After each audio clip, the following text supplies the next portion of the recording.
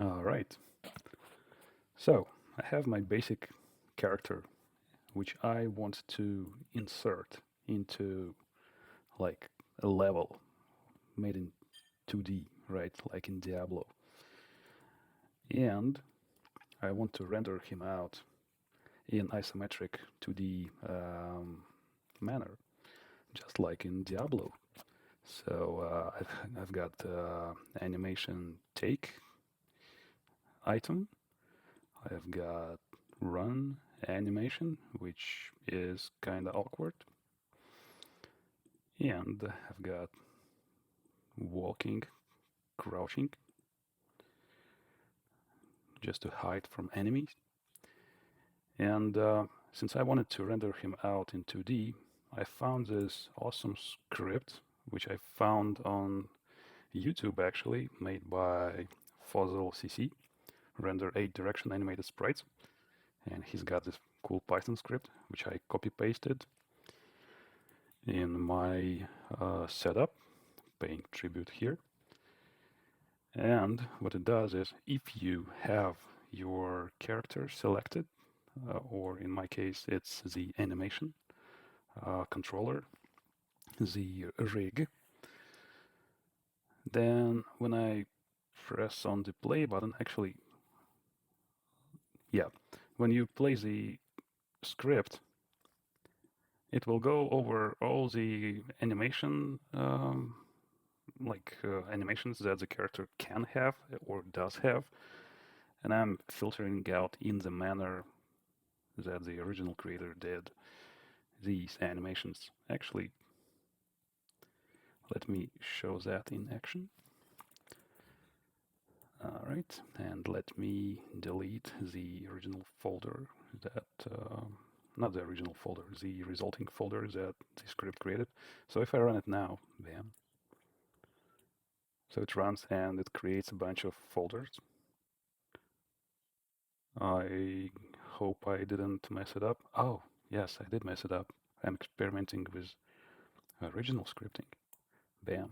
So it created folders, just not the files themselves. And if I run it again, now it's creating files. So it's still processing and it's done. So what do we have? We have walking crouch facing east, right? Facing north, facing northeast, south, southeast. Great. Now, what original script didn't have is this. So the way it works,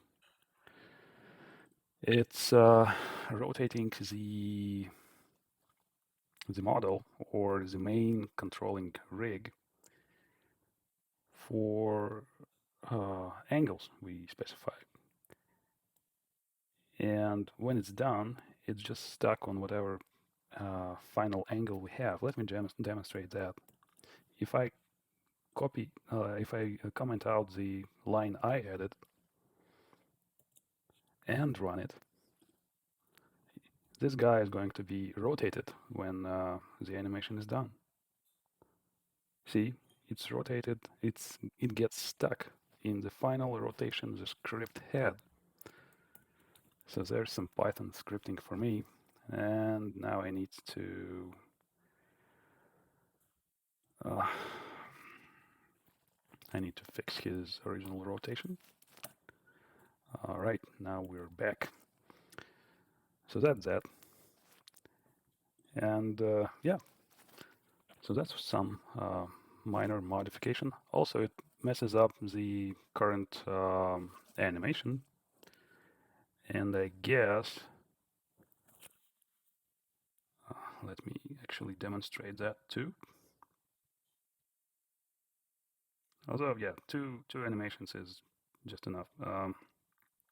What happens here, we iterate over, so we set the current animation in the script by name. So I need to save the original animation. I'm going to do just that.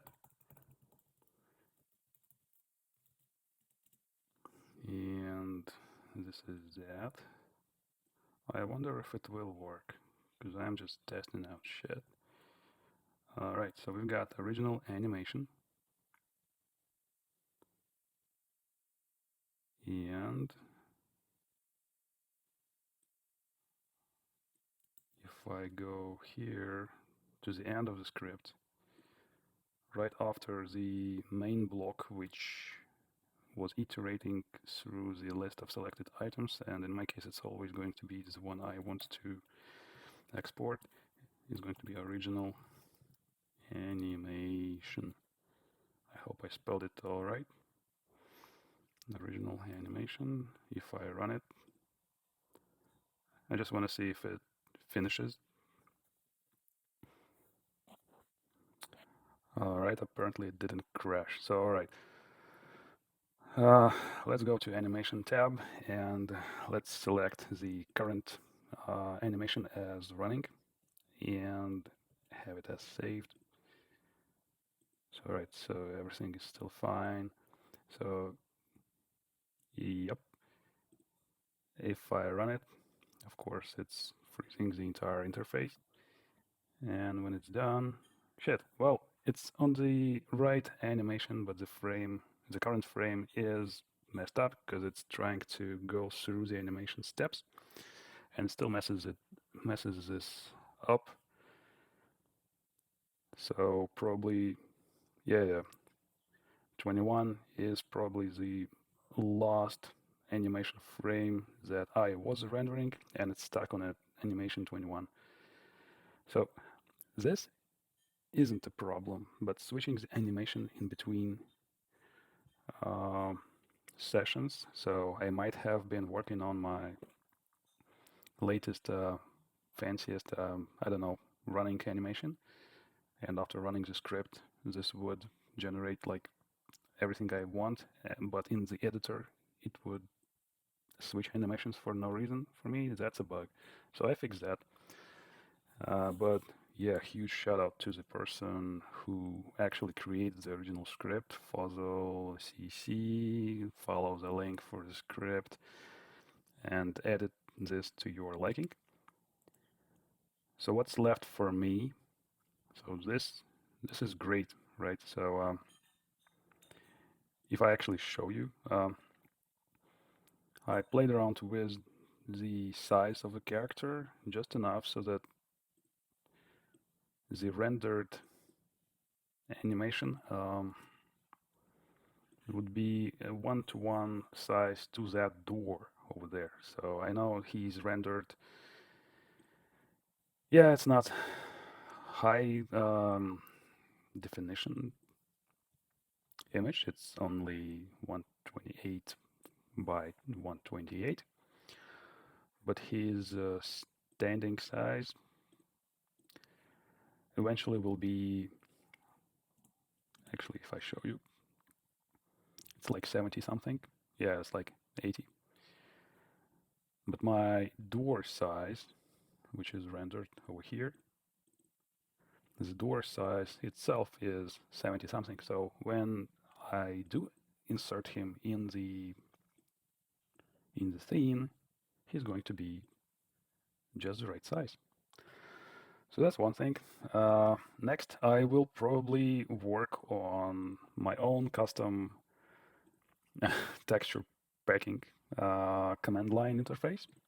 So I will need to combine all of these frames into one giant texture pack. And the inspiration is Phaser.js's skeleton animations, right? And it's all in one image. And I do want to experiment with packing textures in Go. Go language has PNG rendering, like internal standard library features. And I want to experiment that in the next video, probably. All right, till next time.